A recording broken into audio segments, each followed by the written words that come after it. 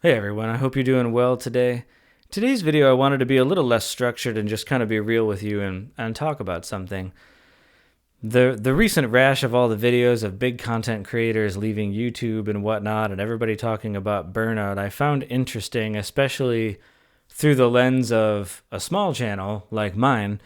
At the time of my recording this, I think I have like 920-ish or something like that subscribers. And so I'm close and not yet at that 1,000 subscriber threshold of monetizing the channel. That's been a goal. As a small YouTuber, I can't really weigh in on what it's like to be somebody with millions of subscribers and everything that goes with that. And I certainly can't relate yet to that's your main job. That's your whole paycheck. So you're just a content creator day in and day out in that sense. But I'm an OG blogger for sure. Back from the days of LiveJournal. In my 20s, I got into marketing and started also blogging for clients and working at agencies and things. And so, in various forms, I am intimately familiar with creating things and putting them out into the world, whether it's blogs, website pages, in this case, also videos. And I'm definitely familiar with the idea of burnout. You can definitely get to points where you're asking yourself, like, why am I doing this? Do I even want to do this anymore? Or you get to where it doesn't light you up anymore, where it feels like a real struggle. Half the time when I felt writer's block, you could probably just distill it down to saying you're bored. You don't really want to talk about this stuff anymore, but you have to for a paycheck. And so I have felt like that on and off over the years in SEO and in copywriting. There have been points where I've said I wish I were doing other things, but you get to a certain degree established in your career, and then financially you feel sort of trapped in where you're at because you're like, I could make a pretty decent living doing the thing that I'm doing, and if I were to start over in a new career, I can't demand that hourly rate anymore, and I have a family, and how could I do what I need to do, jumping ship and doing something else? And I suspect that that happens an awful lot for big YouTube creators and whatnot as well. Once you've taken the plunge to saying, I could make enough money that I think this is all I'm going to do. I'm going to quit the day job and all the other hustles, and I'm just going to make doing YouTube my thing. If you're saying that, you suddenly have to pay an awful lot more attention to which topics of videos do I create that get me views. What are the like-dislike ratios? How long are people staying on these videos? Did I talk about some stuff in the last 5 videos that people only stuck around for like 90 seconds and everybody bailed on the video? And what is it that's not holding people until the end? Your ad revenue massively differs depending on whether that's true or not. If you have sponsors, well, now you have responsibilities of how you can even talk about what you want to talk about.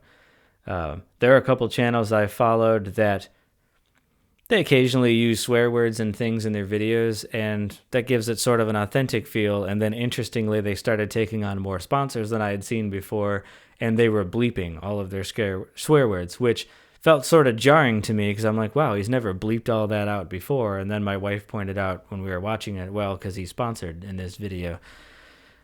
That's not necessarily a huge thing in itself. You're not like, oh, darn, I can't swear constantly.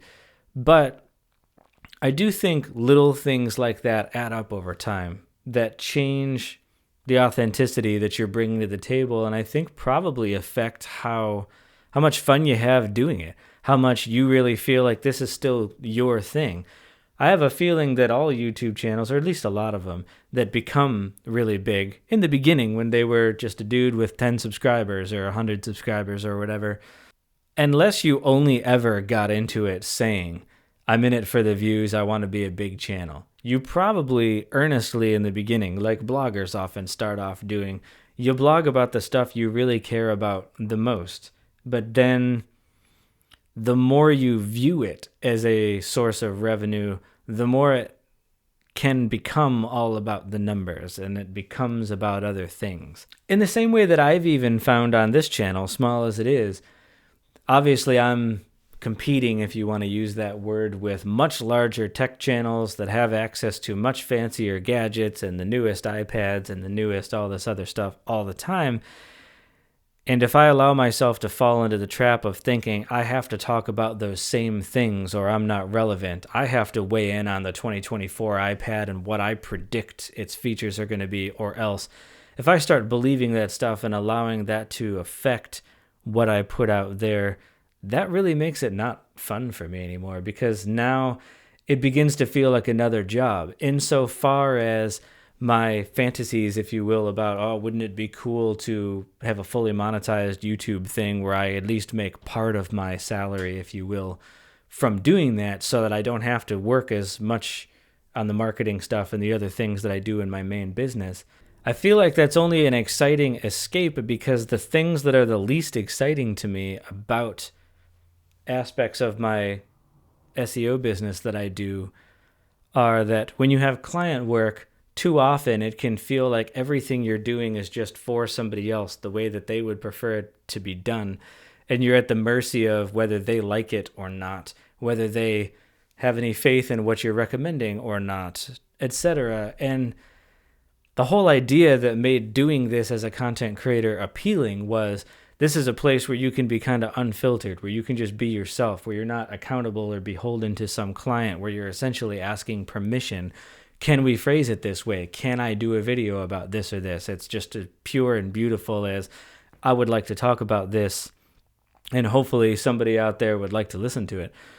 I'm concerned about that for myself, because I know it's not probably so easy as just saying, stay inspired and stay you, and it'll all work out, because a lot of channels have probably said that, and then next thing you know, you have 1 million subscribers, and you feel a sense of responsibility to that audience, to your advertisers, etc., about the pace that you have to keep making content, the stuff that you have to talk about, the stuff that maybe you don't feel that you can really talk about anymore, or else you're not relevant, or you're not something, some checkbox that you've envisioned in your mind you don't think you're checking anymore if you do stuff. And for me, that's a real, like, a warning I give to myself, because there have been years of my life as a writer where I've often looked back at, as a teenager, how much I loved writing, even in my early 20s, how much I loved writing and how much enjoyment I got out of it.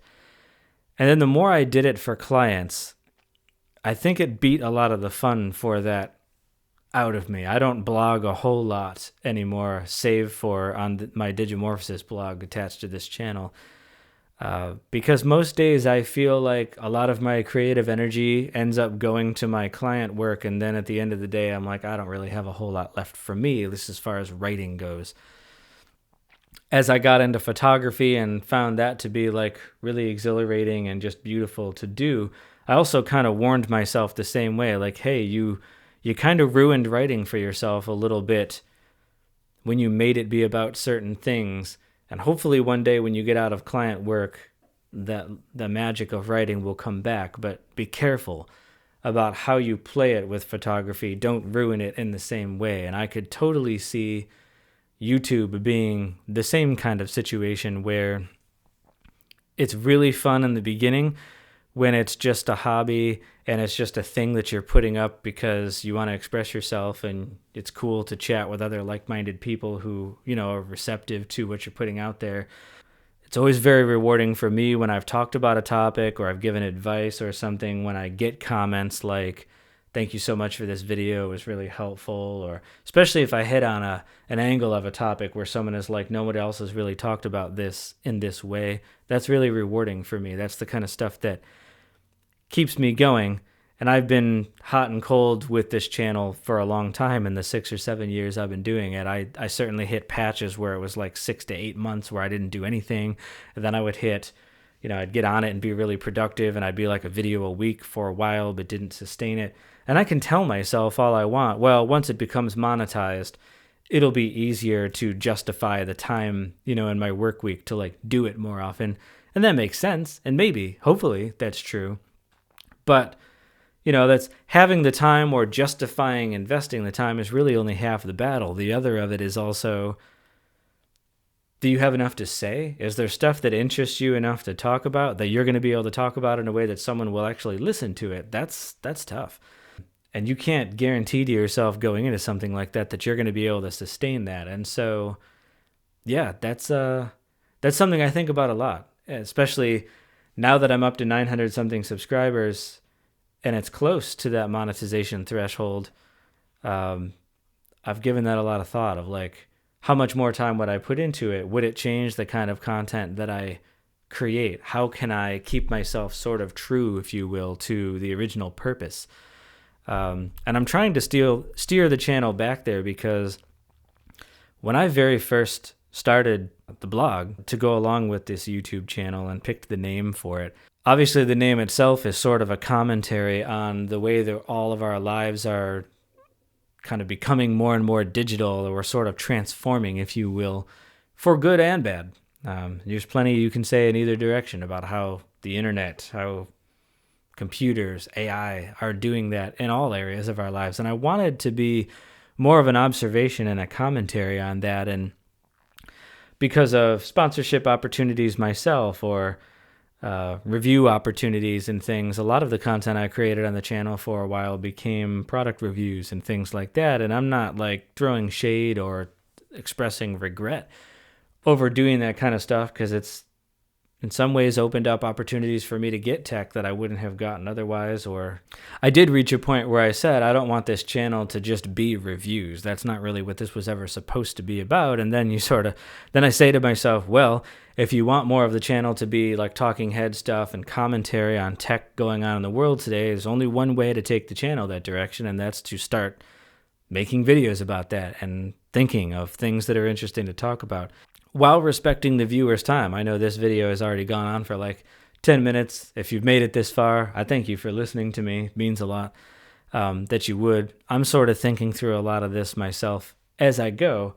And as much as I would love to be here more often and be in this world, I also realize that that's a two-way street, that you have to find the audience and be worthy of that kind of attention as well. And that's something that I'm working on as well, that it's occurred to me as I've gone through this process that you can also focus too much on, I need to be making videos about this type of content. But just as importantly is, are you being interesting, and are you bringing enough like realness to the table without trying to become some polished something you're not kind of thing? That's no offense at any of the channels who have a very high production value presentation, but if that's not you when you're doing these videos, then it's a real mistake to try to be that. And finding your rhythm, the thing that's going to in a lasting way feel right and feel rewarding, is as hard as anything. I'm willing to embark on the journey. I hope you guys want to come along with me on it. We'll see where it goes, and share your thoughts and comments down below, whether you're a content creator as well and things that you've seen in this space, or if you've been following me for a while. I'd love to hear your thoughts about content I've made before, things that I've done that you thought were the most interesting. What do you make of what I talked about in this video and content creation in general? I'd love to read those kind of comments. Otherwise, I guess I'm going to wrap that up for now, and I'll catch you guys in the next video. Thanks for hanging out with me.